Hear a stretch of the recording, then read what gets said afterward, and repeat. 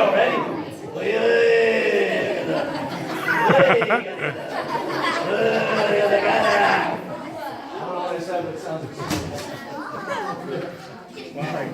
This is the pixie frog. Everybody say pixie frog. Pixie frog. I don't like that name either. Girls, help me out. Isn't pixie dust the stuff Tinkerbell's throwing around? Come on, I can't call this thing a Tinkerbell frog. This is embarrassing. But he's actually called a pixie frog. I usually call him by what I named him, Sumo. You know what I nicknamed him? The 2-pound teenage mutant ninja whoopee cushion. He's like an overgrown gummy bear on steroids. Look at this thing. Now, guys, this is probably the coolest frog you'll ever learn about. Listen, he's colored and shaped to look like a lily pad. Let me show you what he does his whole life. On your marks, get set, go!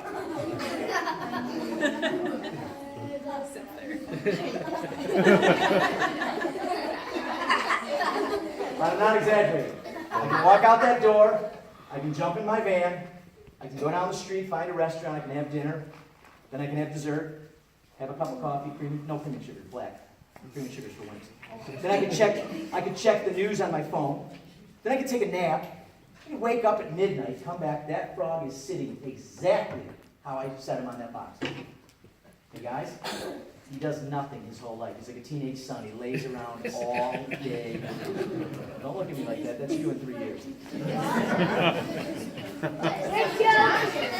Hold on. Guys, if he moves, are you ready for this? He will die.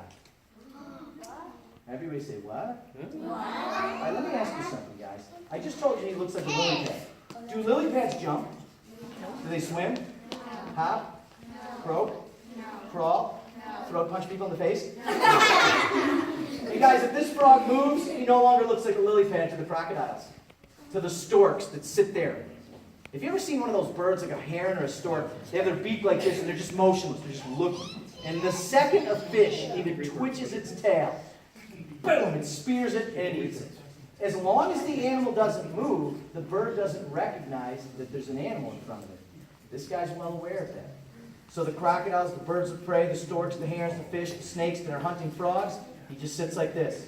The crocodiles say, relax, that's his exercise for the week. So here comes the crocodile. The crocodile's like, I don't see anything but lily pads. Swims on by. If this guy's jumping around, splashing, making a party, the crocodile says, oh, frog! Chomp by. Now here's the interesting thing. I know what you're thinking. How does he eat if he doesn't move? I happen to solve that problem real quick. You have camouflage for that second reason. Hide from the animals you eat. Big dragonflies buzzing along the shoreline often rest their wings on a lily pad. And they'll make a mistake, a fatal mistake. They'll land on what they thought was a lily pad. Now this frog takes it a step further. He's so intelligent, this frog will submerge itself underwater, only protruding the eyes and the nostrils to see and breathe above the waterline. So now, here you have this frog, his body's under the water a quarter of an inch, sticking his eyes and nose out, forcing the dragonfly to land right here. All that frog has to do to eat is go. And you know the dragonfly's in his belly going, I don't believe this.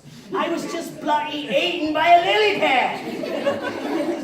Life is so filled and unfair. And then he hears in a muffled voice, get in my belly.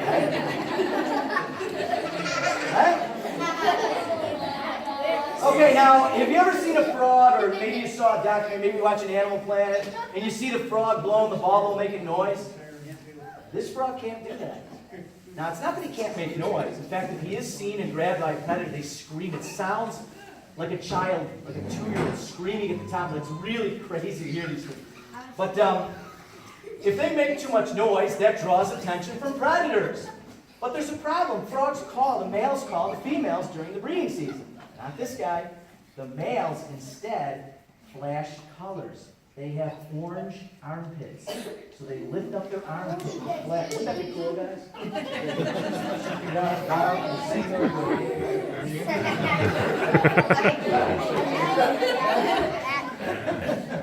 Pretty awesome way. I wish it was anyway, guys, this guy uses colors rather than noises to attract a female. And perhaps the coolest thing about him is this. You know, people often body shame this frog. They say, look at the size of that thing, did you overfeed it? There is not an ounce of fat on this frog. During the dry season, in Africa where he lives, there's a wet and a dry season, not a warm and a cold season. So in the winter, it rains. And in the summer, it's super dry. It doesn't rain for months. In the back of his foot, he's got his 5 toes and a shovel right here. See, I don't know how well you can see it, but I'm going to point to it right here. When the water starts to dry up, this guy digs into the ground with his back legs, covers himself with the mud. The sun bakes that mud hard as a rock. This guy squirts water from water glands in his body to make a humid cocoon until the rains come back. Once the rains come back, the water softens again. He breaks out from his little cocoon. There's puddles that are formed as torrential rain comes down. The females lay eggs, the males fertilize the eggs, the tadpoles swim for a couple weeks, turn into a little baby frog, and the process happens year after year after year. So this guy can survive underground for 8 to 10 months out of the year because he has 2 big water glands on the side of his body. Pixie frog, the coolest frog on the planet. What does he eat then? What does he eat? Now this is, you're going to be mad at him when I tell you this. The males and females are so protective of their young, they will not leave the body of water. So if any bird, they'll try to attack. They're one of the few frogs with big teeth. It's not fun to get bit by this frog. But they get so hungry from guarding their babies, they begin to eat them. They're cannibals. Wouldn't that be cool if you came home from school and you're like, Mom, what's for dinner? Your brother Eddie. Right? Listen. Hey guys, but think about it.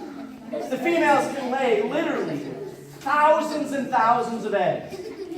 A couple of babies are expendable. Right? Yes, sir. What would they eat when They'll eat those dragonflies. They'll eat small fish that swim in front of them in the water.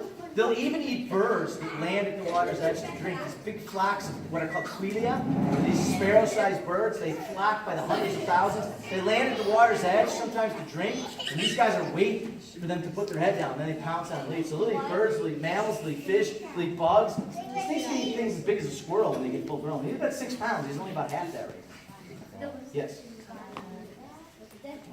Yeah, of course, because I have him up here. He doesn't have to worry about any predators up here. All right, guys, I'm going to put him away. He's a little too delicate to touch, but we got plenty of animals for you to pet. Say goodbye to Sumo. Bye, Sumo. Any questions about Sumo?